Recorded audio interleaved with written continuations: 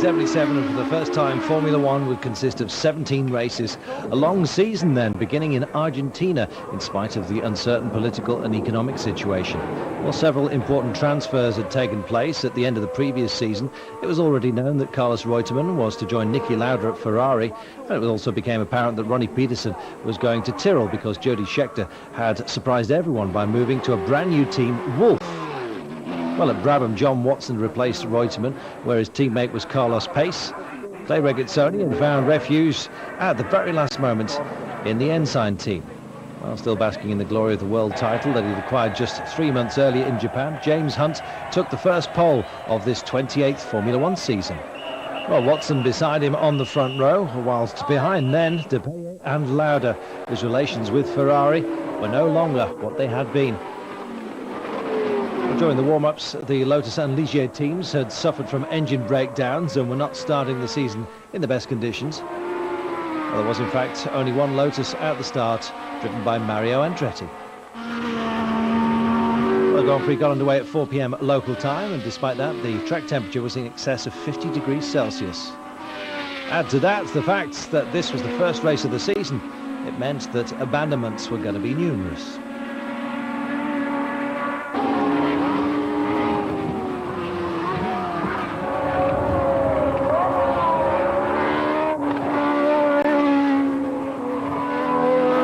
While in the front, James Hunt had seemed to have done the most difficult part, and then he came off the track after breaking his rear suspension.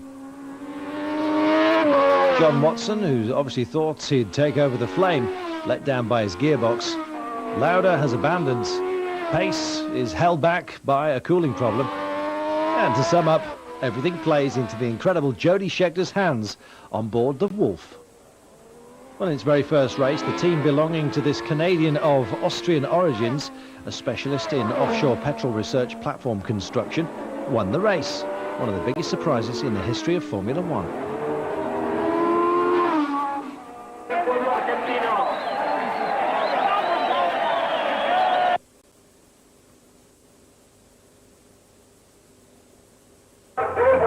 Two weeks later, and this is Interlagos. The weather still just as hot since the first Grand Prix. The Ferraris have now added the Fiat trademark to their flanks, but the internal situation, well, it's tense. At Tyrrell, they're still trying to develop their famous six-wheeled car, Jackie Stewart, often there.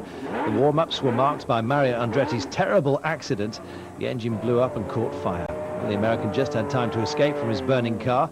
At Ferrari, they added a new rear spoiler, but only to Reutemann's car, a miracle solution that immediately allows the Argentinian to gain a second and a half. As a result, after the warm-ups, Reutemann is on the front row next to James Hunt, who had claimed pole once again, whilst Lauda has to be content with the 13th best time.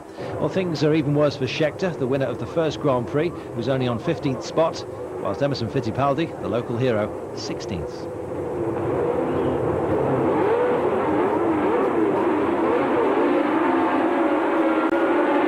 Luckily for the Brazilian supporters, Carlos Pace is also there at the start and even manages to lead for the first 6 laps.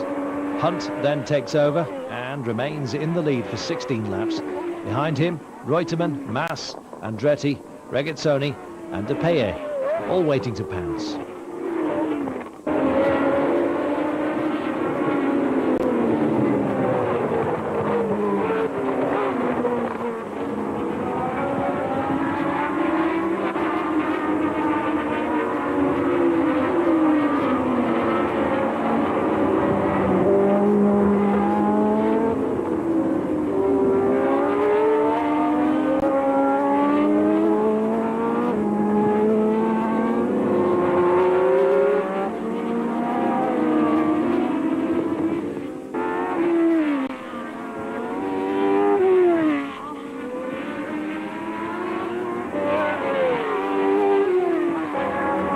So all running smoothly for most, but no luck on this day for Jody Scheckter.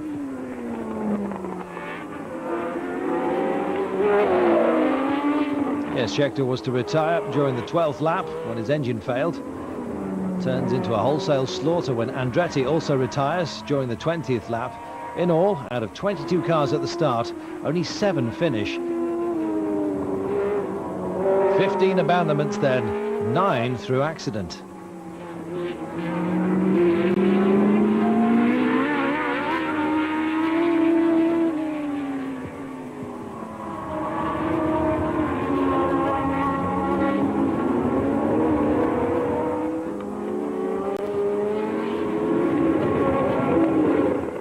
In the end, victory goes to Carlos Reutemann, who led for the last 18 laps. The Argentinian takes his first victory for Ferrari, where he's clearly the darling compared to Lauda, whose premature abandonment in the Japanese Grand Prix in 1976 had clearly unsettled the team. Nonetheless, Lauda did finish in third place, but 1 minute and 47 seconds behind his teammate. Hunt second, Fittipaldi a superb fourth, Gunnar Nielsen in a Lotus was fifth, and Renzo Zorzi in a Shadow snatches a point for sixth place. After the Grand Prix, everyone kept busy with the broken vehicles.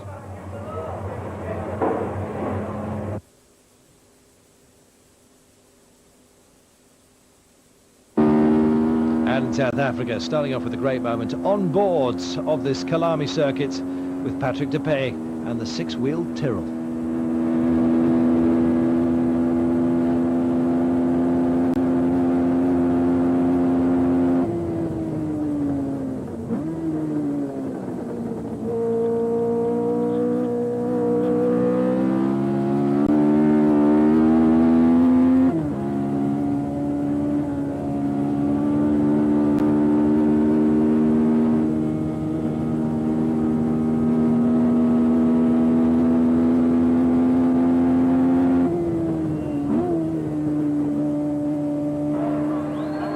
In the warm-ups, James Hunt took his third consecutive pole. He's ahead of Carlos Pace, Niki Lauda and Depay. Well, immediately after the start, Lauda starts pushing very hard behind Hunt's McLaren, followed by Scheckter and Depay, who are waiting for their chance.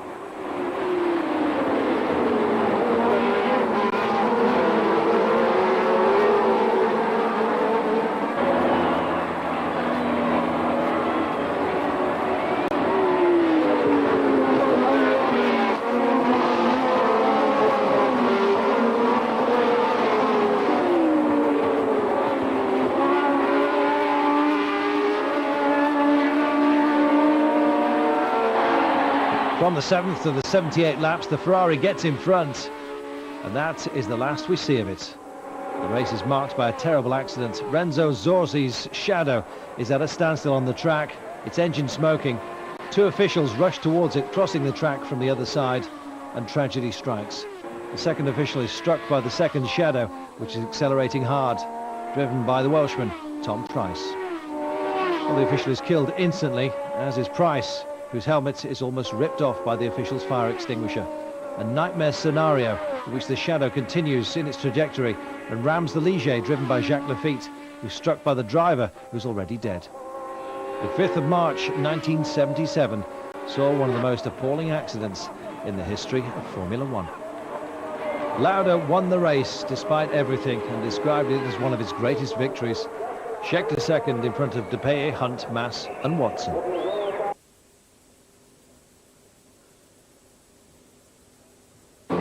A few days later, and another shock for Formula One. Carlos Pace is killed in a plane crash. He was replaced at Long Beach by the German driver Hans Stuck. Jean-Pierre Jarier driving an ATS that was in fact a former Penske machine. So Stuck made his debut for Brabham, replacing Pace. A difficult start for him, and he only qualified in 16th place. Everything was going well for Lauda though, and continuing in the same vein as Kyalami, he took pole in front of Mario Andretti. The start chaotic, Reutemann pulling away, Hunt getting into Watson's Brabham. Further back, Brambilla remains on the grid.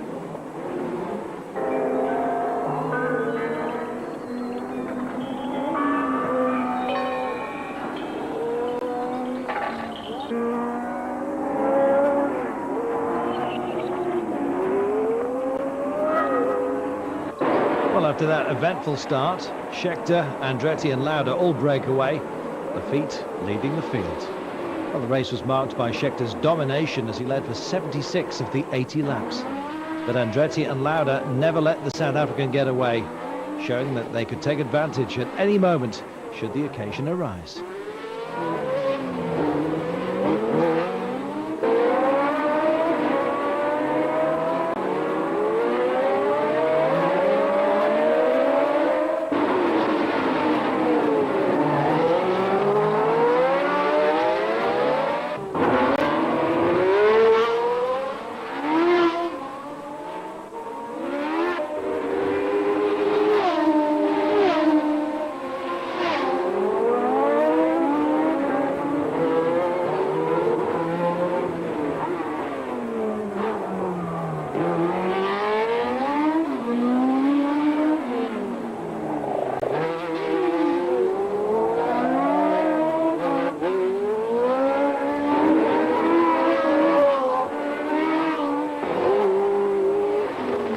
And so it was that poor old Scheckter was caught.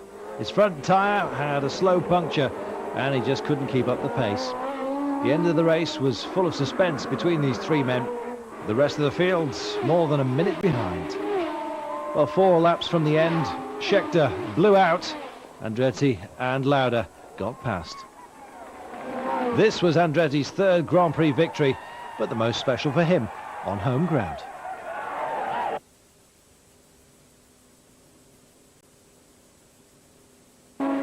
Back in Europe for the 5th race of the season, took place at Jarama in Spain. In the championship, the situation was as follows. Scheckter and Lauda were in the lead with 19 points, followed by Reutemann 6 points behind, and Andretti 8 down. Well, right from the first warm-ups, it was Andretti that showed that he was near untouchable. It was already clear that apart from the American driver's talent, he'd already won at Indianapolis in 1969. The secret of his success lay in his car, the Lotus 78.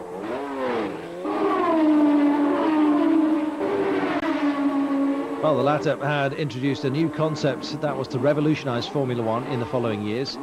It was known as a wing car.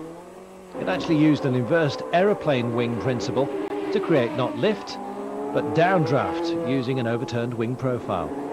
Well, the warm-ups were also marked by the drama for Niki Lauda, who suddenly felt a sharp pain in his back. In fact, he'd just re-broken one of the 2 ribs that he'd fractured in his accident at the Nürburgring the year before. On the Sunday morning, the Austrian had to pull out of the race, an event that could prove crucial in the championship. As a result, Andretti's declared adversary for the victory was no other than Jacques Laffite, who had qualified superbly in 2nd place. Well, the Spaniard participating in this Grand Prix, Emilio Villota, managed to qualify in 2nd last place in a McLaren M23. Yes, the official team had in fact been testing the new M26, but weren't satisfied with Hunt's time, which was 7th best.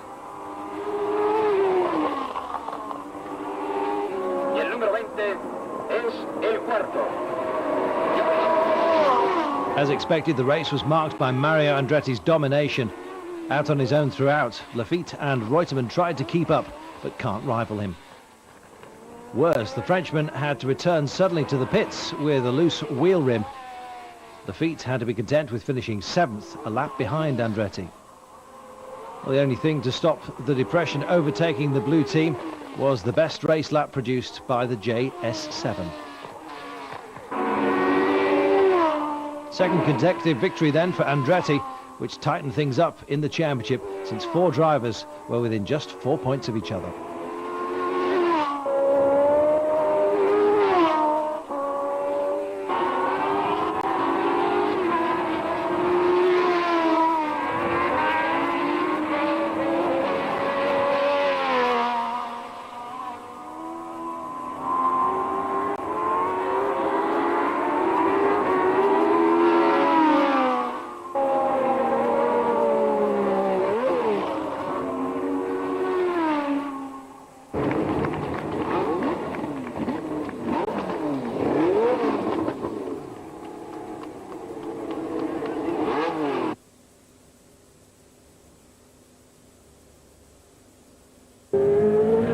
The Monaco Grand Prix taking place on the 22nd of May 1977. The six-wheel Tyrrells perform well in the warm-ups. Let's get on board.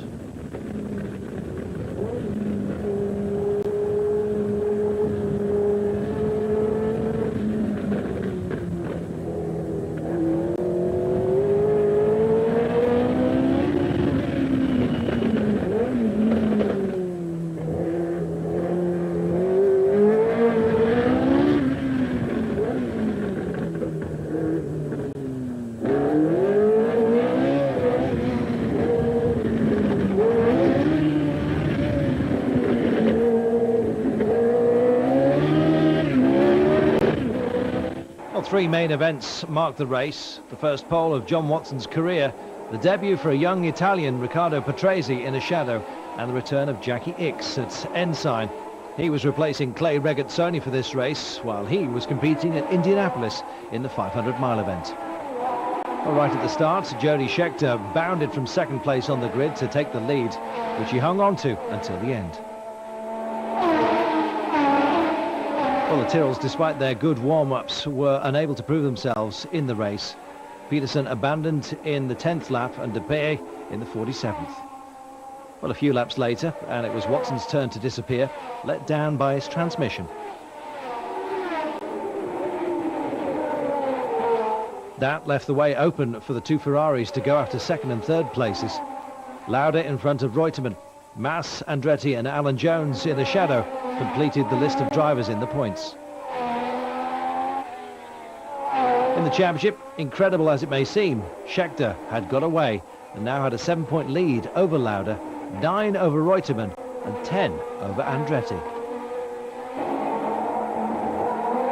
Yes, the Wolf team just kept producing surprises.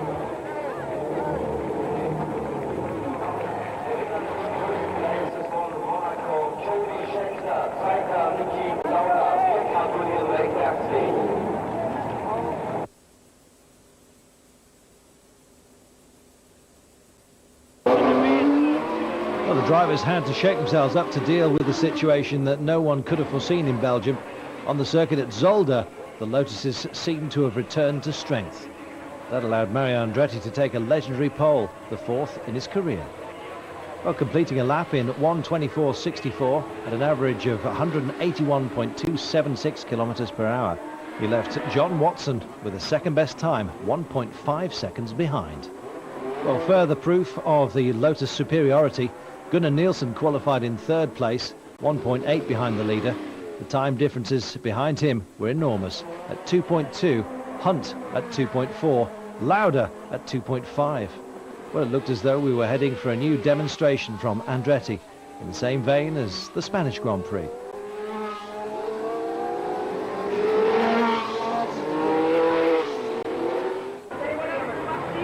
But on this 5th of June 1977, one element upset the works: the weather. Well, it was pouring at the start, and perhaps upset to have been surprised by Watson at the green light. Andretti was to commit one of the biggest errors of his career as he rushed to attack the Irishman. After just 2 kilometers of the race, the two drivers have to abandon after they collide. Well, on the skating rink at Zolder, it was then Scheckter who laid down the law.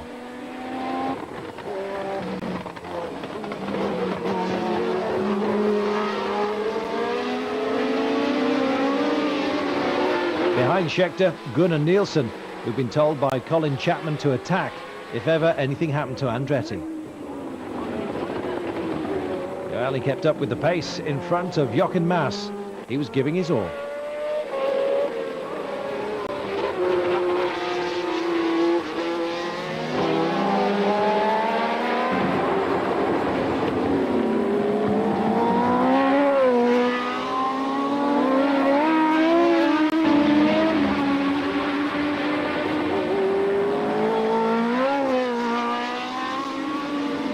Well, the rain soon stopped and they all had to stop to put their slicks on. Scheckter chose that moment to spin. Nielsen didn't seize the chance immediately since he chose to go into the pits. That to change his tyres, a wise tactic which allowed him to pull back in front of one of his adversaries afterwards.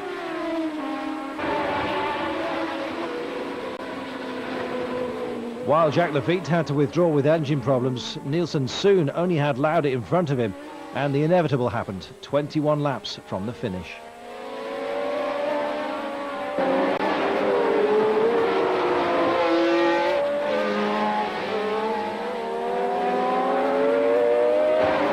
Nielsen overtook the Ferrari and went to take his first and only Grand Prix victory. By finishing second, Lauda returned to just 1 point behind Scheckter in the championship.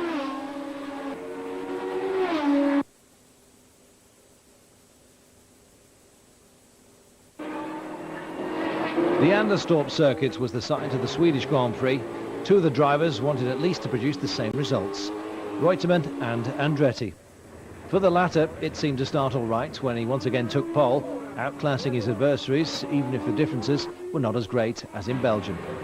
Nielsen, despite basking in the glory of his victory, could only take 7th time on the grid. Lafitte, well, he said he was worried. Said the tyres are getting very hot, a bit concerned about the race. The result of the warm-ups, Watson was on the front row, Stuck third. On the other hand, it was all going wrong at Ferrari. Their V12 was not suited to the circuit. Reutemann was only 12th at the end of the qualifiers, and Lauda 15th. Well, this was at the same time when the best driver in the fields, in the top team, could lose 10 places or more from 1 week to the next. It was very close. Well, everything was ready for a great race, even if Andretti was expected to win. He led for the first laps and started to build up a lead. At that point, Jacques Lafitte was only in 11th place, just in front of Lauda. Well, this was a waiting race played by the Frenchman, who only had a single car to his name. The reason was Ligier had preferred to reserve all their material for the following Grand Prix, which was to take place in France.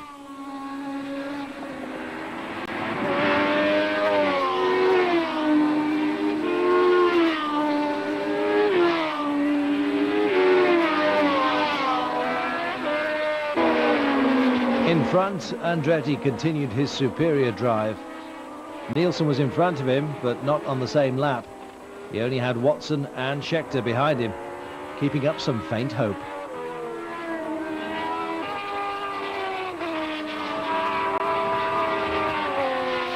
But Watson and Scheckter, well, they were to collide in the 30th lap, which released a few hungry appetites. And that is the moment when Lafitte decided to show his colours. Catching and overtaking his adversaries one by one. You might have to pinch yourself to believe it, but 5 laps from the finish, Lafitte was second, having overtaken Stuck, Reutemann, Mass, De Pier and James Hunt.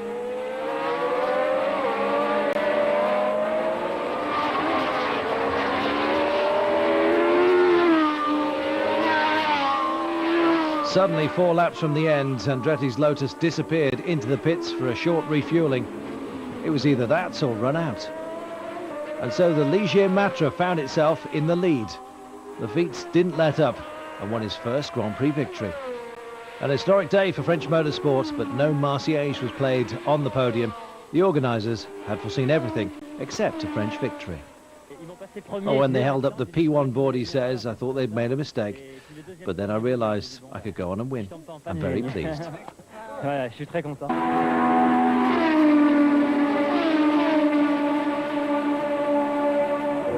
Well, proof of Lafitte's unexpected victory were the few witnesses to it. The Swedish Grand Prix took place on the same day as the Le Mans 24-hour race, and only a handful of French journalists were present. Well, the pictures you've just seen really are a document. The director of the blue team, Guy Ligier, had not gone himself either. Too busy preparing for the French Grand Prix. Well, he learned the news in his car. That was the first time that an entirely French car, apart from the tyres, had won a Formula 1 Grand Prix, and Lafitte became the 4th French driver after Maurice Trétignon, François Sévère and Jean-Pierre Beltoise to win a race in the World Championship.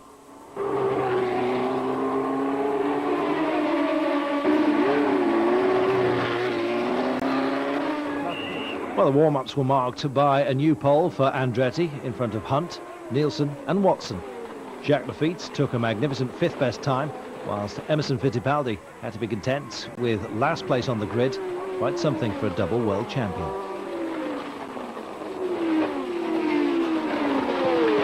Well, John Watson took the lead from the start and began to get away. Behind him were James Hunt and Mario Andretti. Lafitte was fourth in front of Nielsen, Lauda and Scheckter.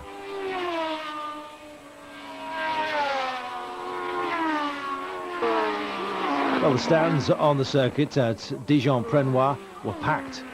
Almost 80 laps were on the programme. The scenario was to be the same as that in Sweden, except that this time Andretti was to be the beneficiary rather than the victim.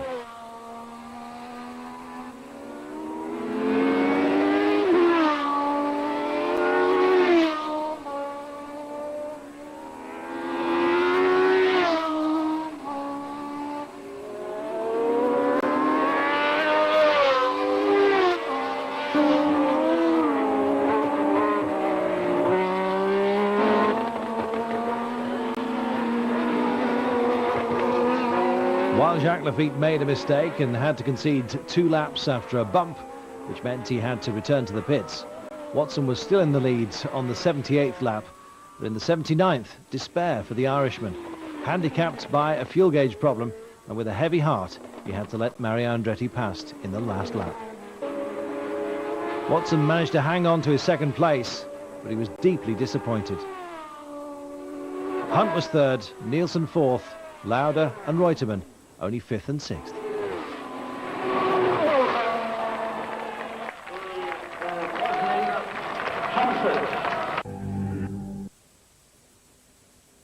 A very eventful British Grand Prix for the 10th round of the 1977 World Championship. A young French driver, Patrick Tambay, was making his debut at the wheel of an Ensign Ford entered by Theodore Racing. Well, he qualified brilliantly in 16th position. The other beginner in this Grand Prix, none other than Gilles Villeneuve, who at the wheel of the old McLaren M23 managed the real feat of qualifying in 9th position. A great friendship installed itself between the two young drivers, who would see a lot of one another, both on and off the track. Well, this was also the official debut for the Renault F1s. It opened a new era in the world of car racing. Everybody knows that the original thing about this project was that the engine was boosted by a turbo compressor.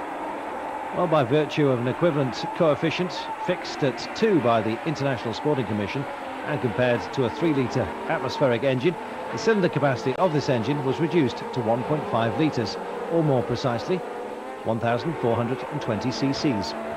As a result, in England, no one believed that the project could succeed. As well as this wager from Renault, Michelin were also present with a radical shell tyre, another premiere in Formula 1.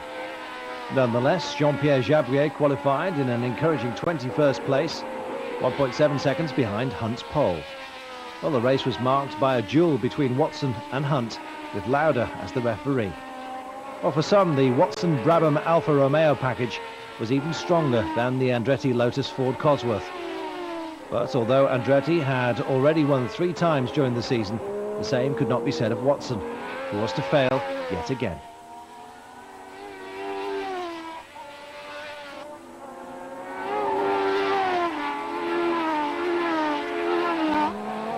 Jean-Pierre Jabouet in the Renault abandoned in the 17th lap with turbo failure.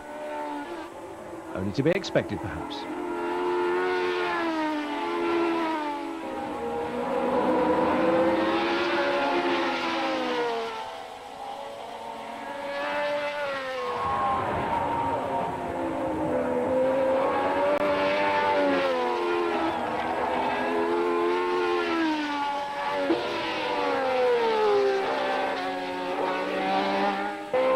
As for John Watson, well, he waited until the 61st lap to abandon, leaving James Hunt the pleasure of winning on home ground. And once the checkered flag was lowered, the crowd invaded Silverstone. The communion between Hunt and the crowd was complete. Very emotional it was too.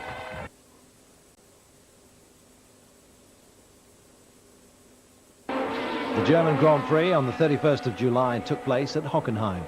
The drivers had won their arguments, and the great Nürburgring, scene of Lauda's accident in 1976, had finally been abandoned. Well, in the heat of summer, Hockenheim was a furnace, which was bound to make the engines suffer. It started as early as the warm-ups, with Jean-Pierre Jarier and his ATS. In the championship, the situation was as follows. Lauda, the most consistent, was in the lead with 39 points.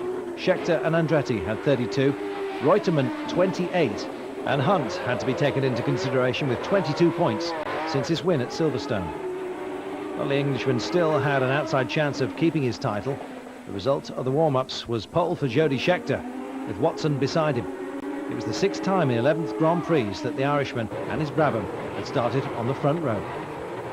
Behind them were Lauda and Hunt, the Tyrrells out of the picture. Note that, amazing as it might seem, Emerson Fittipaldi did not qualify for this German Grand Prix.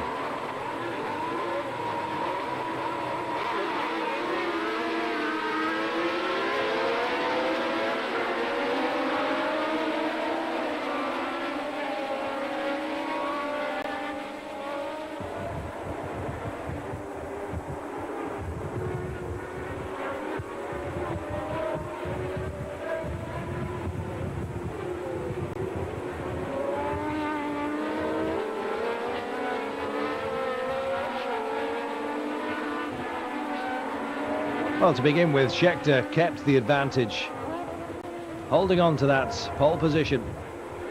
Watson and Lauda behind him.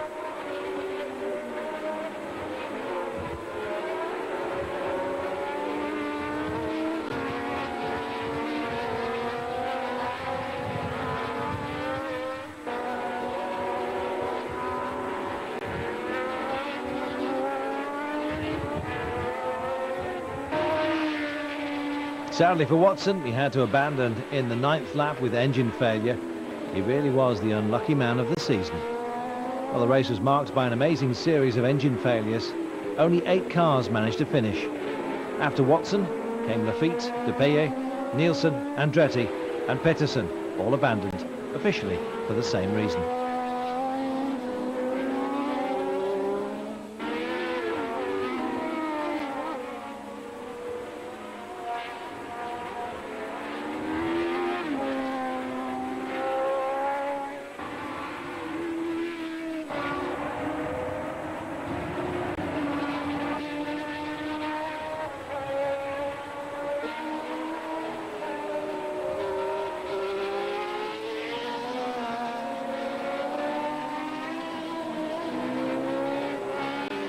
Well, the man who managed to avoid any of the traps, Niki Lauda. The Austrian won for only the 2nd time in the season, but he was beginning to make his name in the championship. A year after escaping from death, he found victory once again in Germany. A symbolic victory, followed by Scheckter in 2nd place, Stuck 3rd on his home ground, Reutemann 4th, Vittorio Brambilla in his Surtees 5th, Tambay 6th, making his first point in just his 2nd Grand Prix.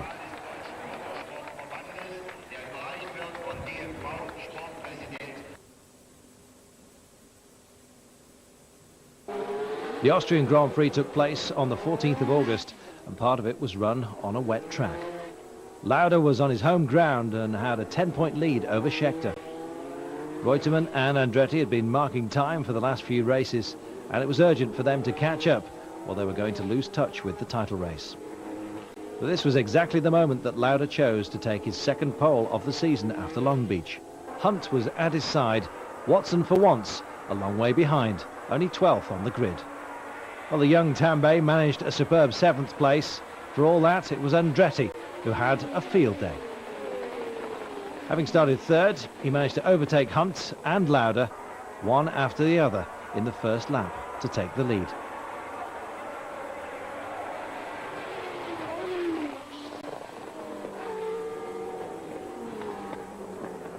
In grisly conditions, the American managed to hang on to his lead for 11 laps.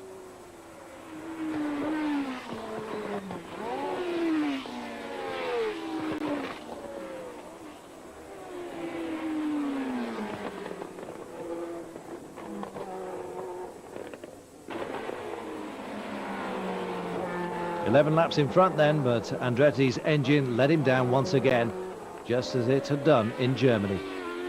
And just like Germany, several other drivers also had problems with their engines, including Lafitte, Nielsen and Tambay. Scheckter had to abandon after coming off the track in the last quarter of the race.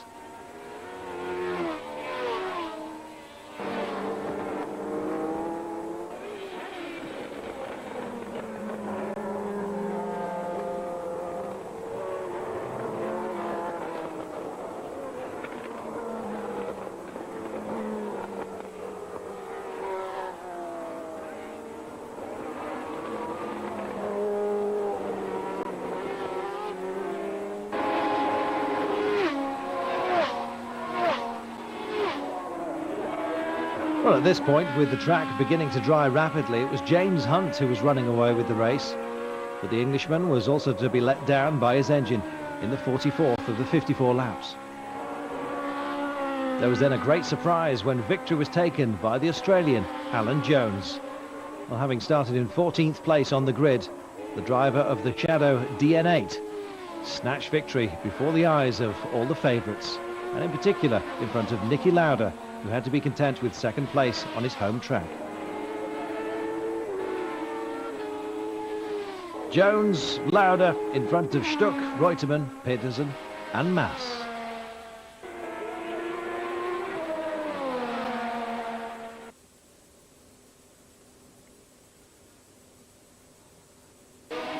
For the Dutch Grand Prix, apart from Alan Jones, the hero of Zeltweg, the whole Renault team was back after its baptism by fire at Silverstone. Well, the company had given Germany and Austria a miss in order to prepare better for this meeting, but their engine gave up the ghost in the open warm-ups. But they refused to be beaten and changed it. Started again with the yellow teapot, as the British were calling it. In the end, Jabouillet took 10th best time in the warm-ups. A remarkable performance that stupefied many observers. Well, Andretti took pole in front of an excellent Lafitte. They were both surprised at the start by the devilish James Hunt, who came from third place. Andretti got second back from Lafitte shortly afterwards, while Jabouillet found himself caught up in a superb duel with Jody Scheckter, who was second in the championship, don't forget.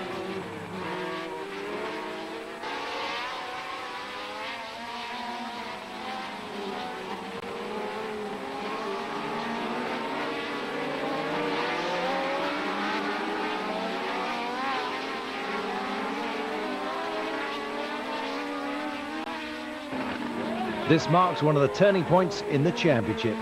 Andretti comes back level with James Hunt and seriously wanted to get back into the lead. Neither of them backed down and they collided. Hunt had to abandon, but Andretti did not and was able to start again. As a result, Lafitte found himself in the lead in front of the two Ferraris and Andretti, who was lucky to come through unscathed. In the end, though, Andretti dropped out too in the 15th lap with engine failure. Lauda could have driven carefully to be sure of his second place and help his championship chances, but the Austrian was not like that, and he suddenly seemed to grow wings and overtake Lafitte on the 22nd lap. Well, a great battle then ensued between the two men right up to the checkered flag. Lafitte gave his all and refused to let the 1975 world champion get away. Several times it looked as though the Ligier would get past the Ferrari, but it was not to be. Lafitte was not even driving his best car, but his reserve after an irreparable oil leak that had been discovered during the warm-ups. Well, the reserve Ligier did not, unfortunately, have the benefits of the wide front axle or the long wheelbase. At the finish, there was only 1.89 seconds in Lauda's favour. All the others were relegated to more than a lap behind. The first of whom was Jody Scheckter in third. Fittipaldi was fourth, Tambay fifth, in front of Reutemann, if you please. Lauda was only a few points now away from his second title, since he held a 21-point lead over Scheckter in the championship.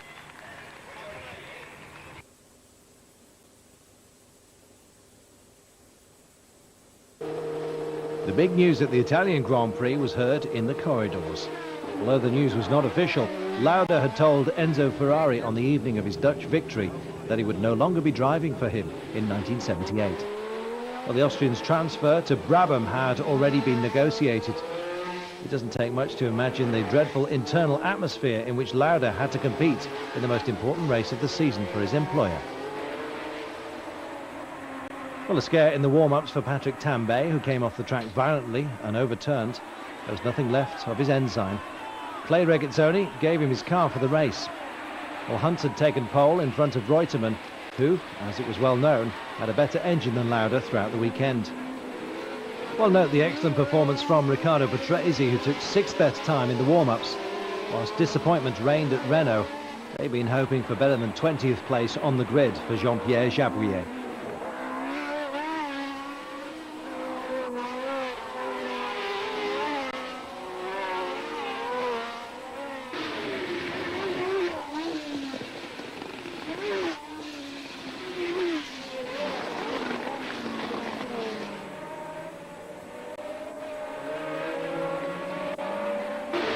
Problems for some, but Scheckter led for the first 9 laps before Mario Andretti took over control. The same Mario Andretti had had an offer from Enzo Ferrari to drive the legendary red cars in 1978. An offer that he did not take up, preferring to remain loyal to Colin Chapman.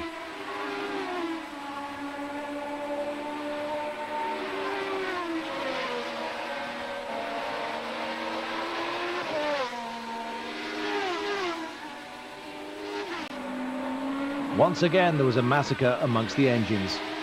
Watson, Lunga, Tambay, Jarier, Jabouillet, Scheckter, Depeye, Stuck, as well as Giacomelli, all had to abandon because of engine failure. For once, Andretti was spared and raced on to his 4th victory of the year. Lauda once again managed to avoid all the traps and came second, with Alan Jones on the bottom step of the podium. Proof, if ever there was one, that the Australians' win in Austria could not be just put down to luck. Andretti had the joy of winning the 2 Grand Prix that he really held dear in 1977. America, the West, and Italy. The man from Trieste had come full circle.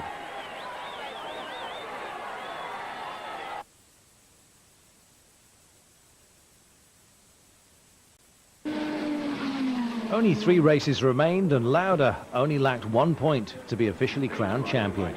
Another internal drama had shaken Ferrari. When they learned that Lauda's successor was to be Gilles Villeneuve, Lauda persuaded his chief mechanic, Ermanno Cuoggi, to go with him to Brabham the following season. When Ferrari discovered that, he decided to sack the traitor in the middle of the warm-ups. Lauda was livid and only started in order to make the last point that was synonymous with the title. Well, James Hunt took his 6th pole of the season at Watkins Glen Circuit. Beside him, Hans Stuck, who produced his best qualifier and showed what he could do during the first 14 laps on a wet track. In the end, the German driver had a good second half to his season, whilst his teammate Watson had gradually faded as though his initial bad luck had sapped his strength.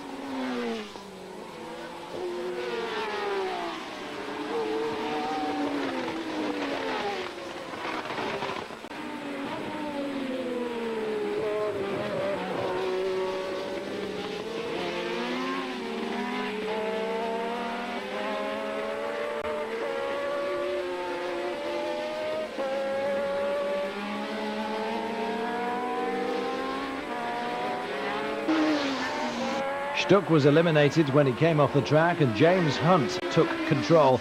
The English driver held on until the end to pocket his 2nd victory of the season. He was in front of Andretti and Scheckter. Placed 4th, Lauda pocketed 3 points, which definitively crowned him champion.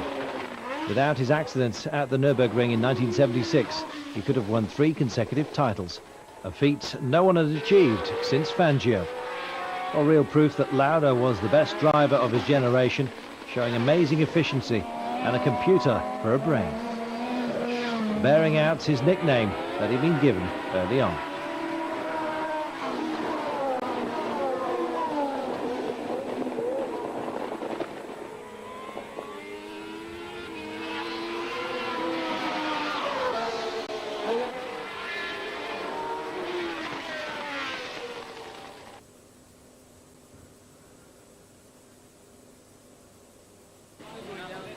In Canada, it was Gilles Villeneuve who made the headlines. The Canadian was Lauda's successor at Ferrari, where they intended to line up their 3 drivers for the second to last Grand Prix of the season. Well, things were different then, and a supplementary test session was even organised for the Wednesday before the race for Ferrari and Renault, who still had a lot to learn. While certain of the title, Lauda was torn between 2 courses, honouring his contract down to the last letter, or deciding not to run for the Ferrari team, in which he had been unhappy for some time. While convinced that the Scuderia would be unable to prepare 3 cars properly, Lauda decided on the Friday morning not to compete in the last 2 races of the season. More drama and an exit via the back door for the brand new world champion. Well, another striking thing, the Renault team didn't qualify. They immediately decided to withdraw from Japan in order to prepare better for their 1978 season. Once again, the track was wet for the start, which didn't stop Mario Andretti from bounding forward at the green light to keep the advantage of his pole. There were 80 laps on the programme, and up until about the 60th, Hunt kept up the pressure on the Lotus driver.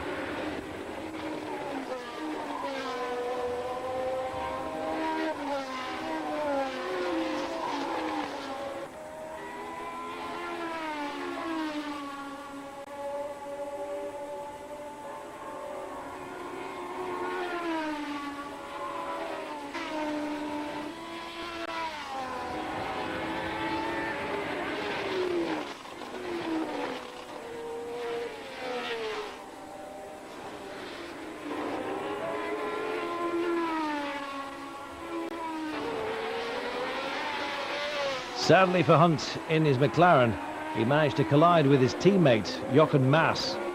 Jody Scheckter took his place behind Andretti.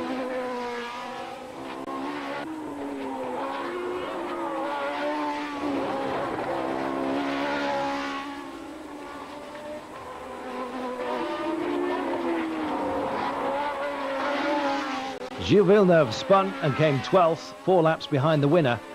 A few laps later, and another classic played itself out. Andretti was let down by his engine just 3 laps from the finish. Maddening for the American, who could have taken his 5th victory. But the scene was set for the 1978 season, and the Lotus team, with Ronnie Peterson once again in their midst, promising to be formidable. Scheckter claimed victory and officially became Lauda's second in the championship. Not bad in the team's debut year.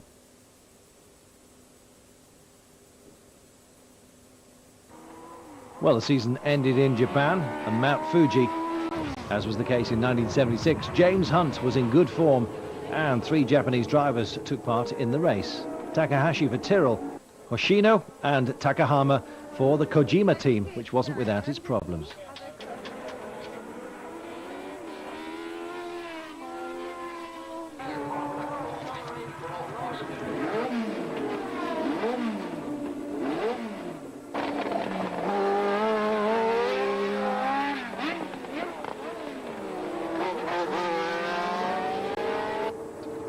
At Ligier, Lafitte had a teammate to support him for the first time, Jean-Pierre Jarier. Andretti took pole, but right from the start, nothing went right for the American, who was overtaken by almost everyone.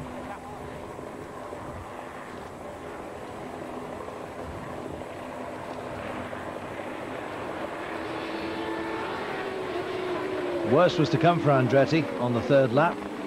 He had to abandon after a violent collision with Lafitte, who managed nonetheless to continue.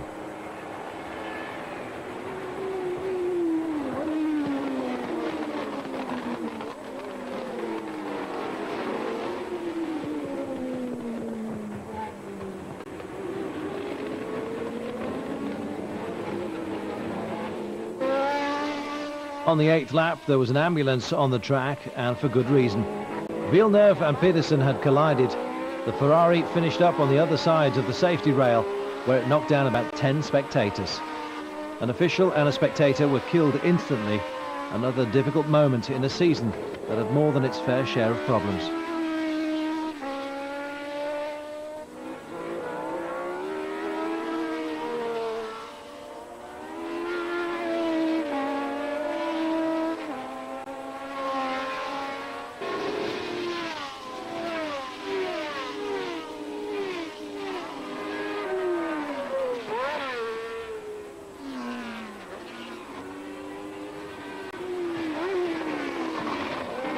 Here we see Tambay's car on the sidelines. The Frenchman had made a blistering start in Formula 1 and was to go on to drive for McLaren the following season. Clay Regazzoni dropped out during the 45th lap with an oil flow problem. In the front though, James Hunt had no difficulty and went on to his 3rd victory of the season. The Englishman won in front of Reutemann and De Peye, who finished the year on a high. Jones, Lafitte and Patrese completed the list of drivers in the points. Lafitte was the lucky driver after the race. He had to give up during the last lap when he ran out of fuel, just as he was coming back fast on Hunt. He finished 5th nonetheless.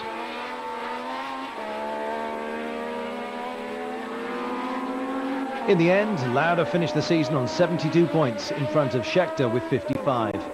The Austrian statistics are impressive because he only competed in 14 out of the 17 Grand Prix run that year. But in those 14 races, he made it onto the podium on 10 occasions, which obviously made the difference. Behind Scheckter, there were 3 drivers grouped within 7 points: Andretti, Reutemann and Hunt.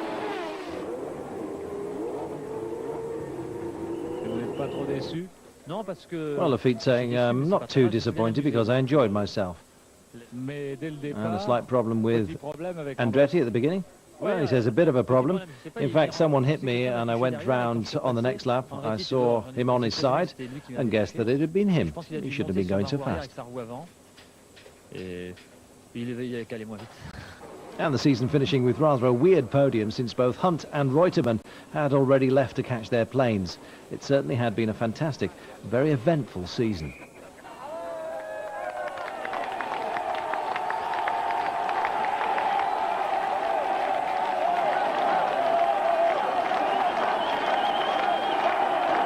The country where the Formula 3000 season began and ended.